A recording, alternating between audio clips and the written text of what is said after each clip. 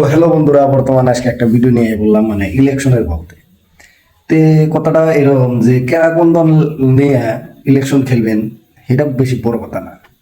বড় কথা একটাই যে কংগ্রেসে 30 বছর রাজত্ব করে গেছে। 30 বছর রাজত্ব করে যাওয়ার পরে কি দিয়ে গেছে শেখ? শেখ না খালি শেখ বিলে কোনো কথা না, কোন জাতি কি দিয়ে গেছে? দিয়ে গেছে এটা কি প্রশ্ন, 1 নাম্বার এটা। আর 2 নাম্বার, বিজেপি জিতে কিটা না করছে? সব করছে। বলে কন কি করছে?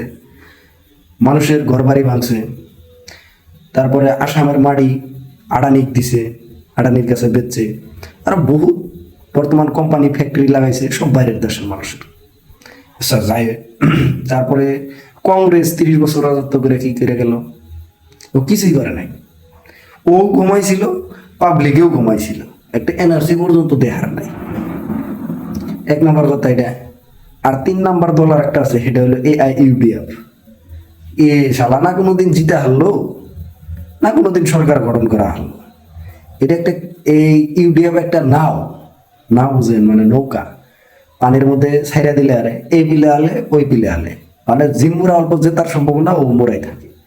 বর্তমান 5 বছর, এই 2014 থেকে নিয়ে কয়েক বছর যায়, 15 বছর রাজত্ব করে গেল বিজেপি। ও এই কয়দিন বিজেপির হাতে আছিল, আর এখন পর্যন্ত বিজেপির হাতে আছে। যদি কংগ্রেস জিতে তাহলে ফের কংগ্রেসের মধ্যে এসে পড়বো। মানে এটা ইউডিএফ হইলো একটা তালা না, এটা একটা নাও লাগছিল, নাওয়ের ছবি। মানে এই বিলেও ডুলে ওই বিলেও ডুলে। তে আসলে তো কি, আমার আসামের জুবিনদা একটা কথা কইছিল যে পলিটিক্স নকরিবা বন্ধু। কথাটা একদম সত্য। পলিটিক্স করা মানুষে ওরও ভাল লাগে না। আর অ্যাকচুয়ালি এই কথাটা মাইন্ড করে ভাইবা হেরা আমারও এটা ভাল লাগে না। পলিটিক্স একদম সবচেয়ে থেকে বড় মিশা কথার একটা ফ্যাক্টরি। কেরাও কোনো কামের না। উপর থেকে হয়তো গভর্নমেন্টের থেকে সরকার গঠন করার পরে রাইজের জন্য এটা করে ওইটা করে করে ঠিকই।